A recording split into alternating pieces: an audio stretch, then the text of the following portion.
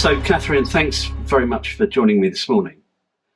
For those people who don't know you, I'll just do a quick introduction. Many people on You Politics will have watched the film that we made about 3 years ago, or something like that, called Brexenomics. Yeah. Which was really you describing why Brexit, from a sort of economics and trade perspective, you did not feel was going to be anything like the sort of disaster that was being predicted by many on the Remain side of the argument. In fact, you saw it as being a positive opportunity for the country. Now, you've just written a report for Global Britain, which is an analysis of UK trade performance, the good and the bad. And it's a very, very in-depth report. And again, just for those people who are not familiar with you, you're currently a member of the UK Department of International Trade's Trade and Agricultural Commission. Can you just tell us a little bit about the work that you do there? Well, we analyse the new trade deals and we make sure that from an agricultural point of view, that they don't break any UK laws, so that we are able to import meat produced in Australia or New Zealand without it being produced in a way that would be illegal in the UK. So we look at all of the trade deals. It's not just about the phytosanitary regulations. We also look at the environmental regulations and other things like that. I'm on the committee primarily to look at what we import from these countries and what will be actually a threat and what is just a theoretical threat, because sometimes people get very agitated about something, and when you look into it, you discover that those countries don't actually produce that or export that at all. So it's not going to be an issue that they're suddenly going to start bringing in some meat that they don't produce, Okay. And at the same time, we look at what the UK actually consumes, because even if they do produce something that we don't like, such as hormone-treated beef, we're not legally allowed to import it here. So it doesn't actually matter that they produce it, because we're not going to buy it. So you have to sort of look at the economics of what people buy and what they're selling, and if that's going to have any effect or not. So do you want to just sort of describe what your report's about and the process that you went through in order to produce this? I mean, it's 68 pages. It took me 2.5 hours to read it yesterday. It's very, very dense. There's a huge amount of data there. So just if you would, give us a summary of the process that you've been through. Well, weirdly, this process started when I was working in the financial markets in the early 90s. And people were talking about the Maastricht Treaty, and various big old-fashioned UK companies like Roundtree were being taken over. And there was a feeling in the city, and I think it persists today, that the UK doesn't make anything anymore, and we've sold everything. So I've always been interested in what the UK actually exports, what we make, what we're good at. And someone actually bought this paper to me originally, but he had missed sort of an important point. But we did start as co-authors, and we were writing this at the end of last year, because we were both shocked by the way the mainstream media was repeating over and over again that it was Brexit that had caused the downfall of UK trade.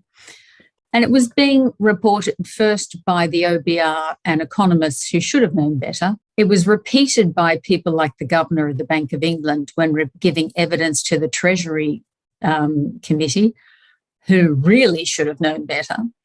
And then it went on to get into popular parlance. So when I really lost it was when I heard Michelle Hussein saying to Keir Starmer in an interview, she was incredulous that Starmer didn't want to rejoin the EU single market. And she was saying, after everything it's done to our trade, how our exporters have suffered. I mean, I know she's not an economic journalist. She, just reads what's on the screen, I imagine. But it still was incredible to me that she would just repeat this as if it is gospel. without any knowledge of what she was saying. And when you actually look at what the UK trades and what we produce, and also you have to take into account how big our domestic market is. Because the other little bit of rubbish that has been pushed by the media is a thing called trade intensity, as if this somehow measures economic performance. It doesn't. It's just a relative measure of how big your trade is compared to your GDP. And big countries with big internal markets like the United States of America have a very low trade intensity. It's only 25. Just explain, if you would, just give us a definition for trade intensity, will you? Oh, well, you add total trade, which is your exports plus your imports, and you take that as a proportion of your GDP. Okay. So a little tiny island nation like Malta has a trade intensity of 288. But somehow or other, the OBR and Bloomberg, which used to give you valid financial news, have been pushing this idea that trade intensity means you're good. And you're going, well, Malta's trade intensity is the highest in Europe. Do you really want us to end up like Malta? Okay, and the reason that it's so high, presumably because Malta imports a lot. Exactly. They import everything, basically. So it was a complete insanity took over popular media about UK trade. So what is important to know is that we are very heavily geared towards very big business. Because another myth that is pushed out there is the BBC like to find some small artisan cheesemaker in West Wales who can't sell his cheese anymore. And when you look at trade statistics, people like that do not feature. They're not even 0.001% of our trade. Our trade in everything is big business because we've been doing it for a long time. You know, we didn't start trading when we joined the EU. We kind of invented global trade. You know, the UK, the whole of the city of London started as financing and ensuring trade. That's what we did. That's why it's there. A merchant bank was about supplying trade finance and bills of lading and letters of credit and all of that stuff, without which, and even the foreign currency market, 47% of all foreign currency exchange happens in London. And it happens in London because of trade, international trade. This idea that we are reliant on the EU for our trade is insanity. The big trading things we do are cars and plane parts. We don't actually make the planes, but we make the engines, Rolls-Royce engines for planes. We make the wings of the Airbus. We make the landing gear, very important, and the seats. In fact, all the really important things in a plane we're making. Oil and gas is still a big export for the UK. There are machinery like JCBs and weir pumps and boilers and all sorts of industrial machinery, but we also are the world leaders in precision machinery. We make dental and medical equipment and seats and things like that. It's really quite extraordinary what we make, but generally what we don't make are mass-produced consumer items, except, oddly enough, in food. So while the BBC is running around filming some hill farmer in Wales, sorry about Wales, hill farmer in Scotland, I'll use a different one, our big food exports are Cadbury's, they're Nestle, they're Unilever, they're, Coleman's mustard. We sell as much mustard as we sell beef. And yet you never hear about the mustard. You only hear about the beef, And even when you go into our beef, because unfortunately I've written it twice now, this paper, first using Comtrade data, which gives you very, very fine granular data right down to the tariff code. And you can see that a large proportion of the beef we're selling was offal anyhow. It wasn't actually prime cuts because we're a very wealthy nation. We eat our own prime cuts. We don't export them, we eat them, It's kind of insane that there are people out there talking on public radios and television shows who see the UK as some sort of third world place where we export the best stuff and eat the poorest stuff, which is what happens in a lot of developing nations. We are the opposite. We keep the best stuff and we export the stuff we don't want to eat. There's a very interesting, I sort of went through yesterday and highlighted some of the things that you wrote. I just wanted to quote one of the things that you wrote in your report. You said there are very few goods that are wholly manufactured in one country, including the component parts and raw materials. It's now quite common for over a dozen countries to be involved in the manufacturing of even the simplest items. So you gave a brilliant example. You said, for example, a pair of jeans could be designed in the UK. The cotton may be grown in Australia using seed, fertilizer and pesticide from the US. It turned into yarn in China, woven into cloth in Indonesia, cut into pieces in Vietnam, sewn into jeans in Bangladesh, where metal buttons, studs or zips made in India will be added, before being landed in Rotterdam and distributed to retailers around Europe. So I guess the point you're making is that the profitable parts that make up all the value within a product are very often distributed around the globe. But actually, because we are an 81% services economy, actually some of the highest value stuff is done in the UK. It's the design at the start of the process, and maybe the marketing at the back end of the process as well. Is that right? Is that what you're saying? Definitely. The money in clothing is a great example, because we basically saw clothing, textiles and footwear, which make up almost £9 billion of our exports just to Europe, drop by about a half. And that is the half that have basically gone through what you've just described. They were manufactured outside of the UK, even though the designer was sitting here, and the distribution might be here too. It might not go through Rotterdam, it might go through Felixstowe. But because the big money in making of any clothes is in the design, the advertising, the retailer takes most of when you go and buy something, you're actually paying the guy who owns the shop and pays the staff who, tell you that everything looks great on you. And then there's someone who makes the packaging when they put it in those really expensive cardboard carrier bags with the zip, and you feel really important. They do all that sucking up, as Julia Roberts once said. All of that costs money. And that's where the real money is, in shopping, not in the jeans that in the 90s, when I was involved in this trade to a greater extent, they were landing jeans for £2 in London, fully made, complete, that were being sold for like £50 in a shop. Yeah. And, the shop takes about 75% of the sale price in most of the high-end, Sloane Street, Bond Street, Oxford Street shops. It's the convenience of not having to fly to Bangladesh to pick up a pair of jeans. Quite honestly, I'm prepared to go to Bond Street instead. It's much easier, or go to Oxford Street or Kings Road or wherever you shop, So it's not, and that's what people forget. But now that we're in the trade and cooperation agreement with the EU, clothing that is sewn up and made outside of the EU or outside of the UK is no longer counted as a UK or an EU product. It happens in both directions.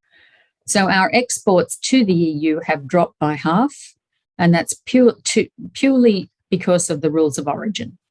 Because it was sewn up in Bangladesh, it's no longer a British product, even though it was designed by a British designer and has a British label, and the marketing is coming out of Britain. And the guy in Paris is only buying it because it's got a British, label on it. And he saw the ad and he really liked the photograph or whatever. But it's now counted as a product from Bangladesh. Okay, so let's just to clarify that. So UK trade has fallen, and we have to separate out of that what impact has COVID had on that, but also on this reclassification. The figures are now done on a completely different basis. That's right, yeah. Yes, the reclassification is very important for certain sectors because that is not coming back.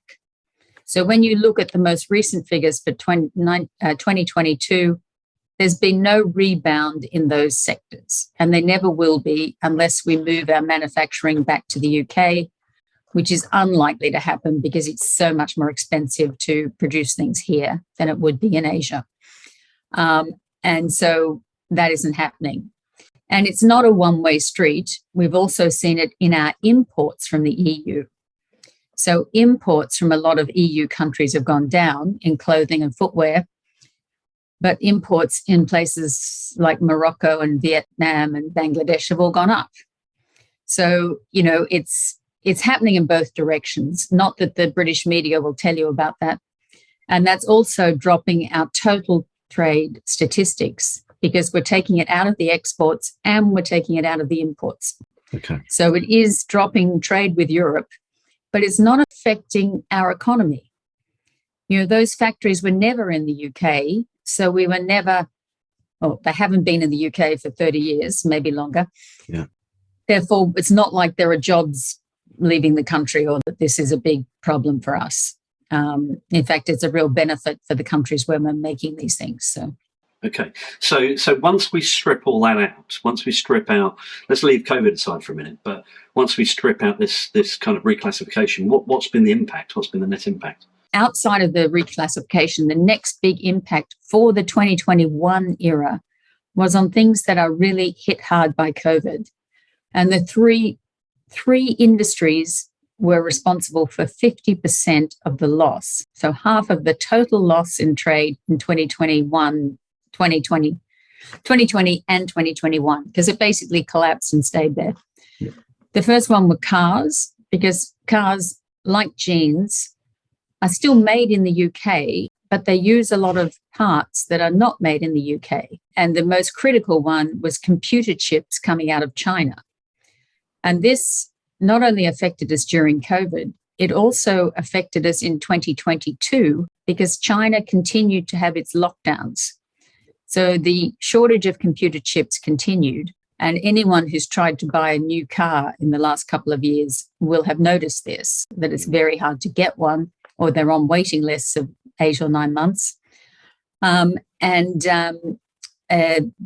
secondhand car prices have gone up dramatically for this, same reason that people can't buy a new car, so they've had to buy a secondhand car. So the car sector was the biggest faller. The second biggest was planes. The plane parts was huge because so many airlines, including British Airways, were sitting on the tarmac. Most countries instituted travel bans. And travel just stopped because it was much harder to travel. And until they got the vaccines, people couldn't travel. Then when you got a vaccine passport, etc., you could. Sometimes, not always. Some countries weren't letting people in. And that also meant that airlines weren't making money, so they weren't buying new planes. And if they don't buy new planes, they don't need new engines and new wings and new seats and new landing gear. Now, that's all swung around just recently with the announcement that Air India is going to buy 250 new planes because the Indian population is getting wealthier. And there's a much bigger middle class in India who want to fly around India as well as fly to out of India. I think it's 50 of these planes are going to be Airbus 350s, which all have Rolls-Royce engines in them exclusively. It's the only engine that fits that plane. That's good news for that sector, but that sector's been in the doldrums for the last 3 years. Mm-hmm. And the third sector was oil and gas, which has gone through such a yo-yo. In 2020, oil and gas production in the UK was as low as it's been. There's less investment. There's more regulation stopping new openings, but also people were locked in their houses. They weren't driving. They couldn't fly anywhere. Factories were closed. A lot of the people who normally use oil and gas weren't able to use oil and gas. So those exports disappeared. In fact, the production disappeared, not just the exports. And then, of course, we've seen the complete turnaround in 2022 with Putin invading the Ukraine, which sent the price of oil and gas through the roof, especially during the summer. It's mainly come down again now, but there was a brief time when our oil and gas exports were enormous. In fact, they were doubly big for trade because a lot of the gas we were exporting to Europe in the summer, we were importing from the United States as liquid natural gas. and also from Qatar, and then regasifying it in the UK and putting it into the pipelines that go into Europe. So we had not only much greater exports of our own gas, we had imports of other people's gas, regasification and exports of those as well. Okay. So our trade figures are going to be, we're massively inflated by this trade, both imports and exports. Okay, and so between, I guess, late 2019 and 2020, how much did international trade fall by? All around the world, it was $2.5 trillion. Okay. Which is why it intrigues me that so many people in the UK could only see Brexit as the cause. It hit everyone, and it hit the developed nations that do the most trade the hardest. And the lockdowns in China obviously hit Chinese trade very hard, and the high shipping costs after we got out of lockdown hit trade. So everyone was suffering, but for some reason, the people in the UK were blaming Brexit as the only possible cause. Kind of incredible when you think about it. And what's the overall conclusion of your report? So trade has fallen, but it's turned the corner since. Is that right? Well, yes, but our report was not so much looking at where trade is going. It was comparing trade with the EU and trade with non-EU. So we were indifferent to whether it was going up or down. What we were concerned with was it behaving differently in the two different markets? Because the only way you can really measure if Brexit's had an effect is if those two markets are moving in opposite directions. And what was weirdly, the obvious ones where it was moving in opposite directions was the ones we've gone through, where the rules of origin excluded non-UK manufactured goods. And that is definitely a kind of Brexit calculation change as opposed to an actual trade friction, if you like. Okay. And we've also seen this in tropical fruit and things like that, which used to land in London and get shipped to other places. So just to clarify, in the past, where we might have imported tropical fruit and then re-exported it to Europe, that was counted as a UK export, whereas now it's not, because the rules of origin say no, it came from, I don't know, wherever it came from, the Caribbean, for example, and now and so therefore now it doesn't count as an export from the UK, and therefore the UK export figures look lower. So it's just it's a change in classification. It doesn't really mean anything. So I mean, have we lost out on UK trade in any way? I mean, no, not really, not so far. But we've got 3 years of data, because the other conclusion we draw is that to make any predictions on trade is far too early, because we did also see a couple of sectors where trade to the EU increased more than it decreased to non-EU countries. Now, I wouldn't even blame that on Brexit or non-Brexit. You will find if you look into it, the countries that we were exporting to had their own problems, because there are a lot of things that influence trade. It's not just a trade deal, which we have with the EU, but it's also your currency, and it's also the economic health of your trading partners. So if your trading partners are, in a recession, they don't have as much discretionary income to spend on expensive British goods. Meanwhile, I expect we're going to see, because of the strength of the US dollar against the British pound, US will have bought probably more UK goods. Admittedly, they've also got a discretionary, problem, is discretionary income problem, because the reason their dollar is strong is because their interest rates were pushed up, and their interest rates were pushed up because they had a higher inflation rate than we did. And so a lot of people there are suffering. Their borrowing costs have gone up. Certainly their credit card debt's gone up. So they may not be buying more Scotch whiskey, but chances are they are. One thing we also noticed when we were going through all of the sector by sector analysis of where we trade was that trade hadn't just started to fall in most sectors in 2019. For much of it, it had been falling for some time. And this was most obvious in the pharmaceutical sector, where we found that more and more production was moving to either Belgium or Ireland or Switzerland or Italy. And so the UK may have kept the head office and may have kept the research and development, but we were losing a lot of the production processes. And this was increased dramatically in 2014-15 when Ireland changed its tax regulation. So that, as we've just recently seen with AstraZeneca, instead of staying in the UK and potentially in April paying 25% corporate tax with very few deductions, they can move to Ireland where there is 12% corporation tax, and almost everything is deductible.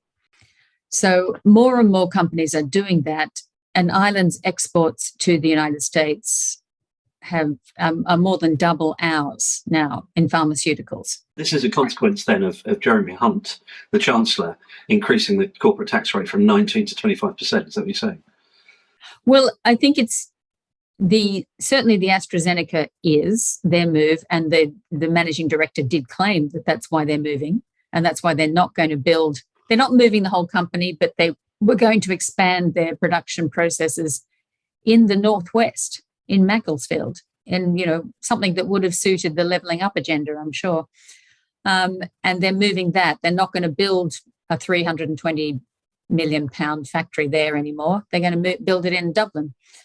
And so that particular one is definitely Jeremy Hunt related. But the long-term trend has really been that we were for a long time uncompetitive with other countries. And George Osborne and Theresa May started addressing this by reducing the actual tax rate, or the headline tax rate, if you like, and getting rid of some of the deductions. So I'm not sure, swings and roundabouts, I suppose, but they did bring tax down. Now Hunt is going to increase it from 19% to 25%, but he's not bringing back all those tax deductions that people used to be able to write things off. So companies are going to get the worst of both worlds. So I think that we really have to watch the fact that now that we are basically providing the head office services, which is a lot of jobs, you don't have to manufacture in the UK. Okay. However, as more and more companies are owned by multinational shareholders, they are less, devoted to being in the UK. They could just as easily operate out of Ireland, or possibly out of India, and if their market is moving to Asia, we're already seeing, which Boeing does admit in their press release about the engine sales to Air India, is that the engines are already made with a large number of parts that are produced in India and using engineering services from India. Now, how long is it going to be that we can keep those industries in the UK if we've got uncompetitive tax rates and all of the parts and the customers are somewhere on the other side of the world? I think our government really has to think about how we keep those kind of industries here. I mean, what is Jeremy Hunt up to? I understand that his personal preference is that we rejoin the EU. It's almost as though his policy, though, is sort of driving towards that by making us comparatively uncompetitive compared to Ireland, isn't it? Well, I think that there's two things there. I do believe that he is just a career politician who will say anything to get elected, because we saw when he was running to try and be leader of the party in the summer, he actually claimed he would lower corporation tax to 15%. And then the moment he became Chancellor, he reverted to Rishi Sunak's 25%. The 25% was his, his mistake. I think it was a mistake then. And Hunt just adopted that. So I'm really suspicious of Hunt in general, which there goes my chances of getting in his government. But I also suspect that he doesn't understand enough about economics to call out the Treasury, who will be giving him advice on this. And he doesn't go, hang on a minute, why would that work? why would these companies stay here and pay taxes here when they can move to another country in a nanosecond? And that's unfortunate. We have far too many people. I think the real thing Brexit has exposed is how many of our politicians shouldn't be there.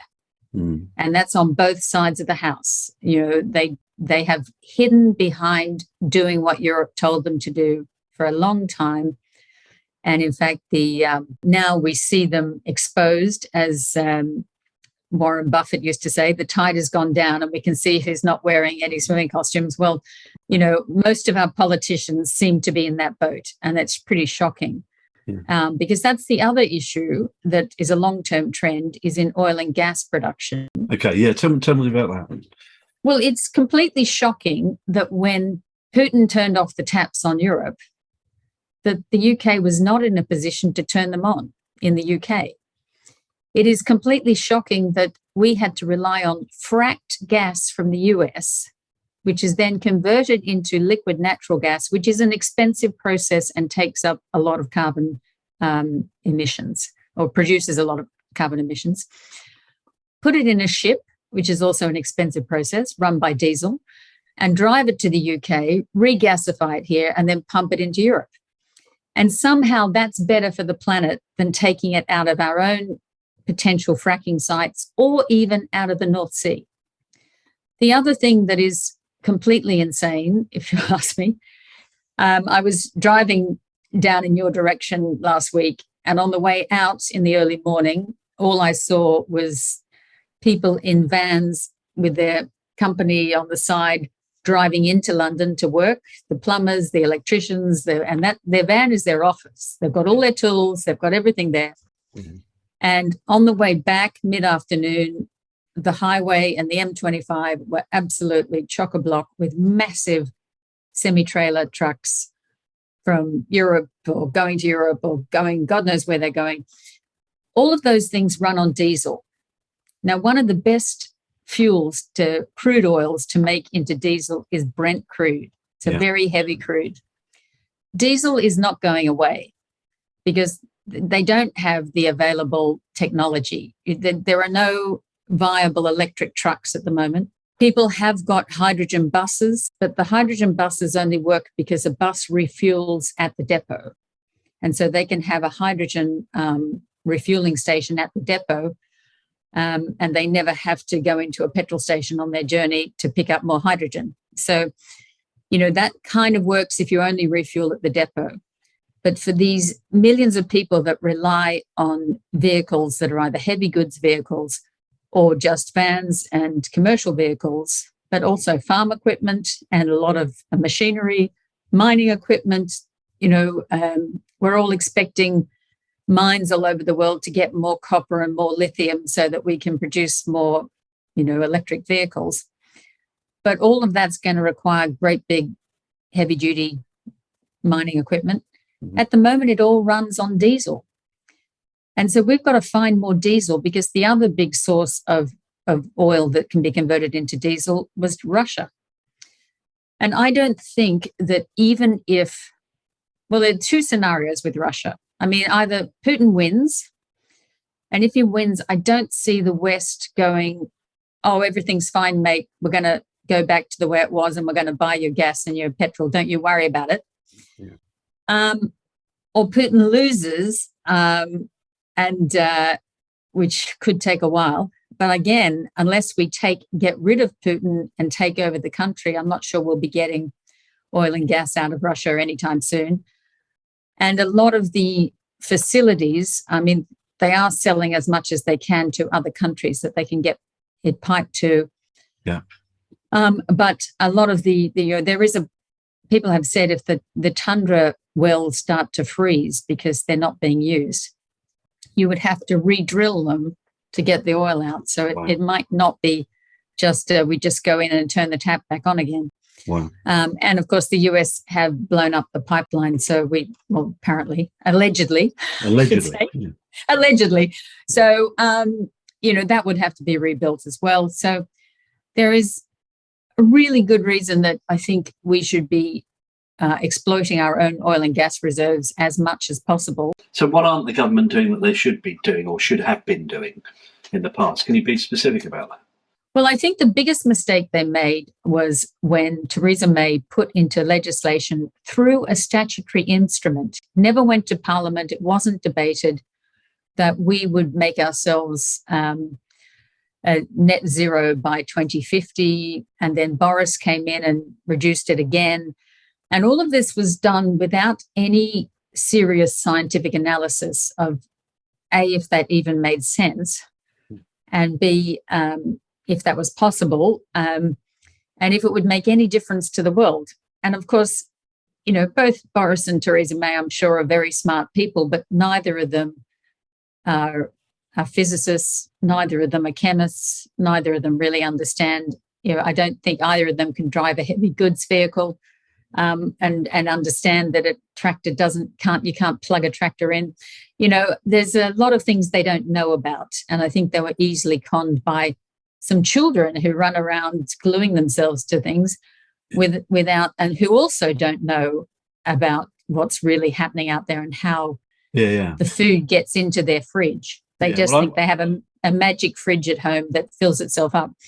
You know, that was our biggest mistake, because that has allowed even wells that were given permission to be developed have been held up in court by various do-gooder organizations who are generally not physicists and don't understand what they're doing either, but they get a sense of community by doing this or something. I don't know what they get out of it, but it certainly has held up our development of our own resources.